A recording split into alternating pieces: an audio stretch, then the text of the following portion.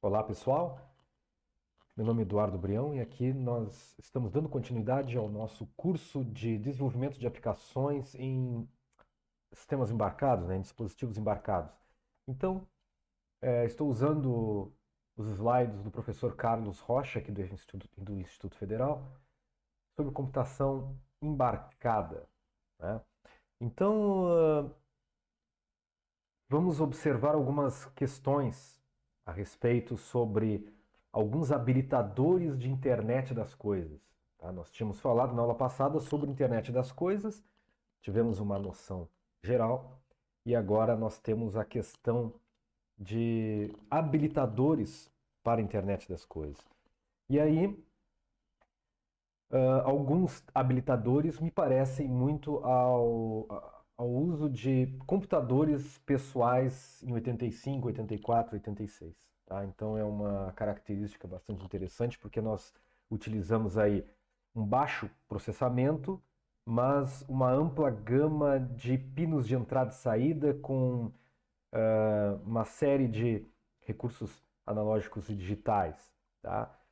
Então eu vou falar um pouco sobre tudo isso aqui, né? Como é que era na década de 80? Né? Isso aqui é um TK-90X, eu cheguei a conhecer, né? Onde temos uma unidade de fita, né? Então a programação era dada por aqui e ele tinha uma saída, né, que ligava numa TV analógica convencional dos anos 80.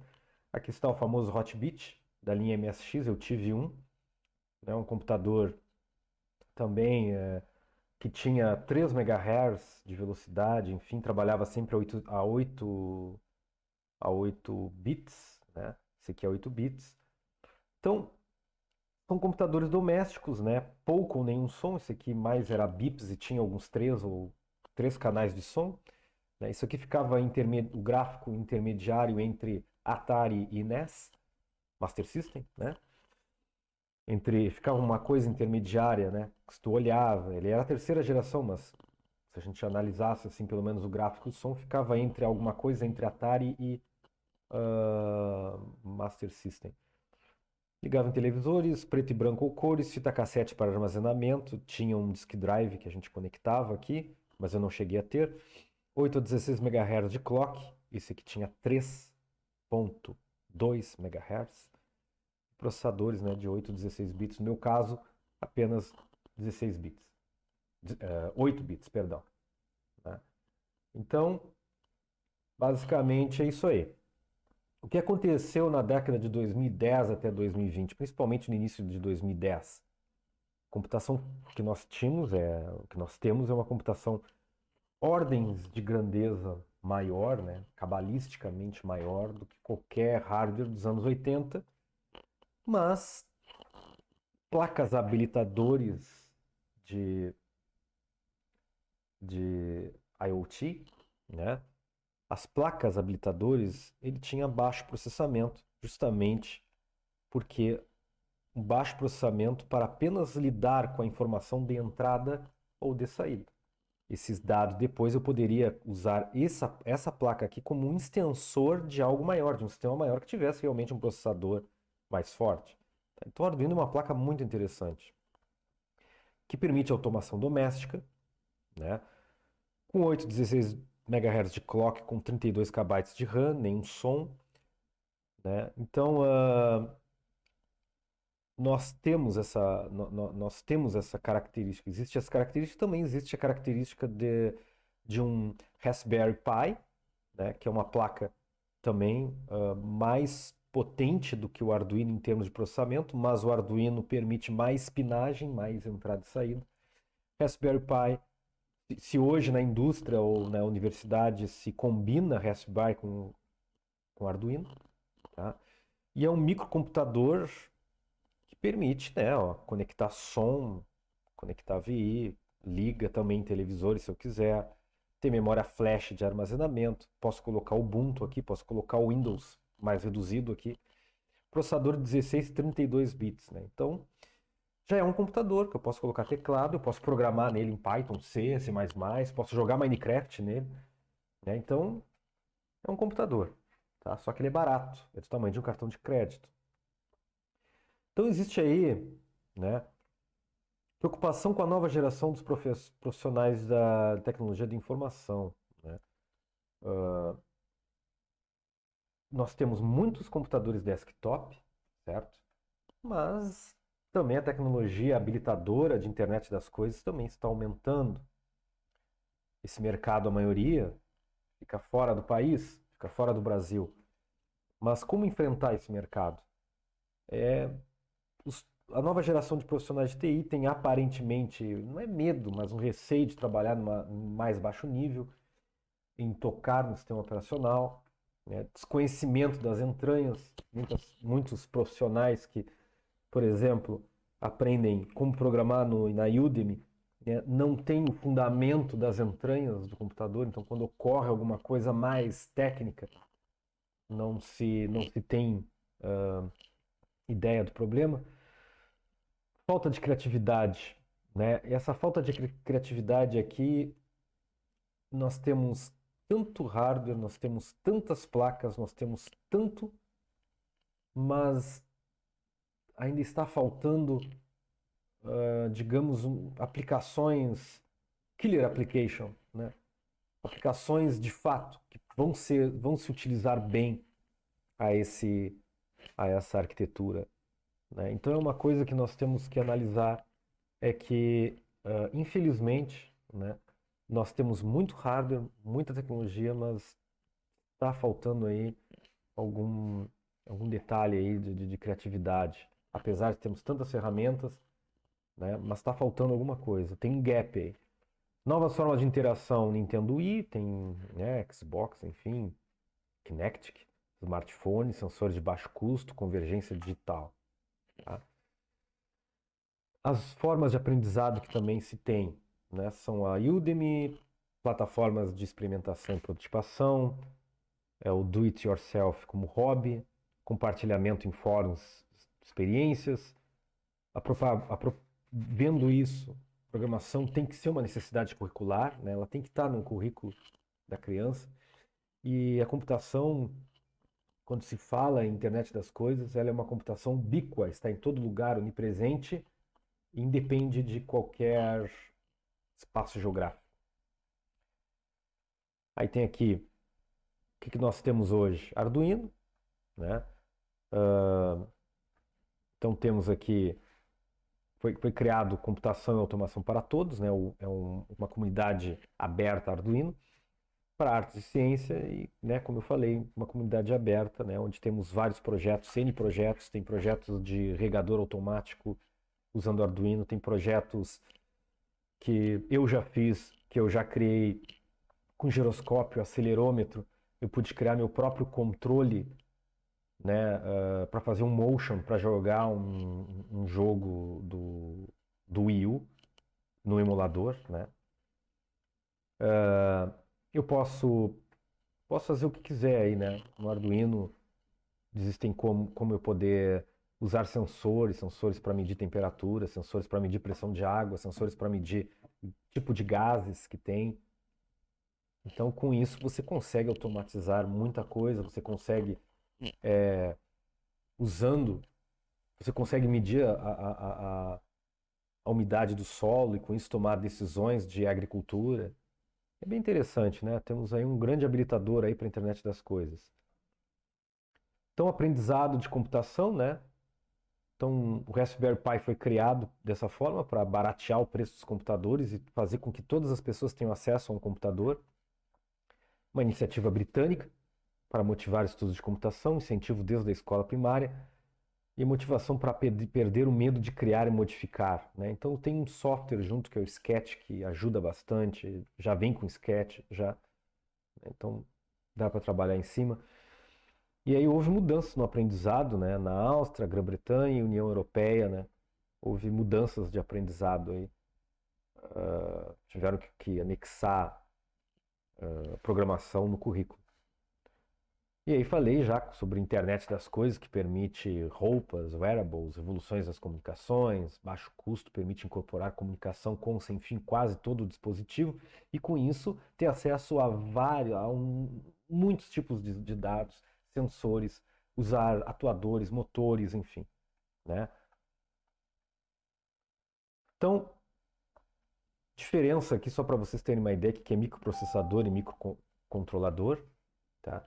O microprocessador, o nome processa um grande volume de dados, né? Por processar um grande volume de dados, pois ele tem, né, a entrada e saída é só com memória e proveniente de memórias, enfim, caches, multifuncionalidade, né, uso geral, ele é processador de propósito geral, capacidades variadas, temos i7, i5, i3, e temos i3 da quarta geração, temos i3 da 10ª geração. Então, só fica a dica que se vocês quiserem comprar um i7, por exemplo, você tem que ver primeiro que geração. Não adianta eu ter um i7 com geração 4, mas um i3 com geração 10 pode ser melhor, né? Enfim, e aí temos SoC, tendo um chip, que é microcontrolador, coloca tudo no único chip, integra memória, entrada e saída programável, tudo no mesmo chip, tá? Tem entrada e saída digital analógica, uso em sistemas embarcados, baixa velocidade, né? Baixa memória e baixo consumo. Aqui temos alto consumo de energia, aqui temos baixo consumo de energia, que propicia melhor a utilizar a computação embarcada. Tá? Baixo consumo de energia é um fator quase que crucial. Porque se você tem tamanho pequeno de memória e baixa velocidade, você consegue executar funções num baixo consumo de energia. Temos diversos sensores, temos sensores de distância, sensores de temperatura, sensores de umidade, sensores de gás, sensores de fogo, sensores de piso, sensores de barulho, sensores de luz, N sensores, tá? Então, com isso aí você tem como trabalhar e fazer um vasto sistema que faça coleta dos dados do meio externo, do meio ambiente, de uma maneira bem interessante. Temos atuadores, né? Que são os atuadores? É o que nós vamos não só ler dados, mas nós vamos fazer com que eles sejam programados, né? Então nós temos o barulhinho que faz barulho, um micro-alto-falante, que eu me esqueci o nome, acho que é piezo, né? Peso. E nós temos um LCD de touchscreen, um LCD convencional, temos relés. O que é um relé? Você coloca uma tensão ligada ao Arduino, uma corrente contínua, e você conecta uma corrente alternada aqui, e você tem uma chave, como se fosse um interruptor. Então você pode ligar e desligar luzes da casa. Interessante. Motores, né? Na verdade isso aqui é um motor DC, isso aqui é um motor de passo, tá? Outro motor aqui. Então nós temos vários, né? Várias atuadores aí. Vejam que a gente pode construir aí, né? LEDs. Então, foi criado, né, para trazer diversão de volta ao aprendizado de computação. Tá? A ideia era essa. Qual é o modelo? Esse Raspberry Pi 1 é muito antigo. Tá? O Raspberry Pi 1 é muito antigo, ele é 700 MHz. Eu posso, de uma forma, atualizar isso. Tá? Esse dado aqui é interessante. Então, poderia, por exemplo, mostrar para vocês qual é a recomendação, né? O Raspberry Pi, o que ele tem hoje que estão os preços na época, né? Preços dessa época, que eu gravei esse vídeo no dia 28 de julho de 2021. Mas podemos ver aqui as especificações. Vamos ver aqui se tem alguma especificação. Esse aqui é o Super Raspberry Pi 4 e o Raspberry Pi 3. Então temos aqui um 4, né, um computador completo, né, por 300, 400 reais, né, veja que interessante. E aí ele tem 1.2 GHz com 64 bits e é quad-core. Ele usa um ARM V8 como CPU. Ele tem LAN, ele tem wireless, ele tem Bluetooth integrado, ele tem 1 GB de RAM. Tá? Então você tem um computador completo aí, ó. Interface para câmera, interface para display. tá? Eu já fiz um teste com câmera, funciona bem, tá?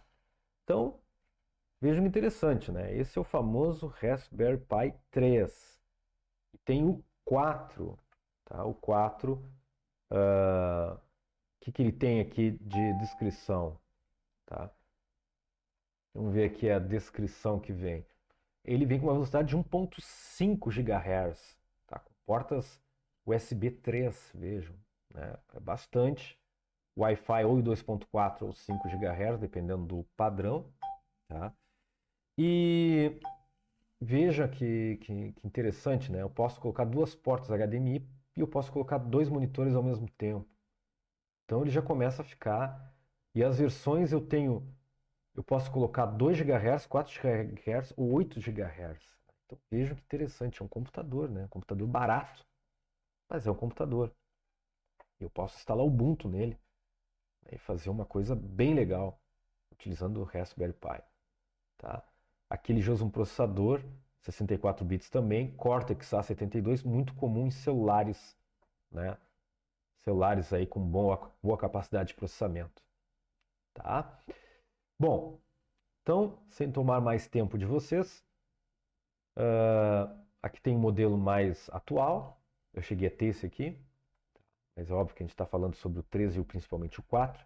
Vários sistemas operacionais podem ser incluídos. Eu só usei um, o Ubuntu.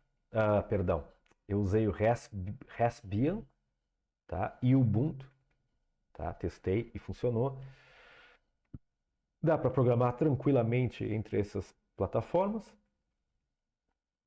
E aí dá para criar algumas aplicações. Dá para criar um cluster, né? Eu já fiz um teste de cluster muito interessante, eu e um bolsista. E também existem clusters muito mais fortes, né? Aí tem questões aqui a respeito do RaspHack, né? Onde pode ter um hackeamento, pode ter um emulador aqui. Vejam que está jogando aqui jogo de... Não sei que emulador esse aqui, mas tu pode colocar emulador de qualquer videogame, né? Inclusive tem para vender RetroPie, que é um conjunto de emuladores e jogos de N categorias aí. Dá para rodar também Media Center, né? Se bem que isso aqui já está meio ultrapassado, você simplesmente faz a transmissão na tela via rede. Um satélite, né? Foi desenvolvido o modelo de um satélite, como seria com o Raspberry Pi. Foi desenvolvido também balões meteorológicos, enfim. Aí tem outros, né? Tem o BeagleBone, que é outro tipo de placa também. Também é um SoC, né? Similar, né? O Droid, esse é mais potente, tá?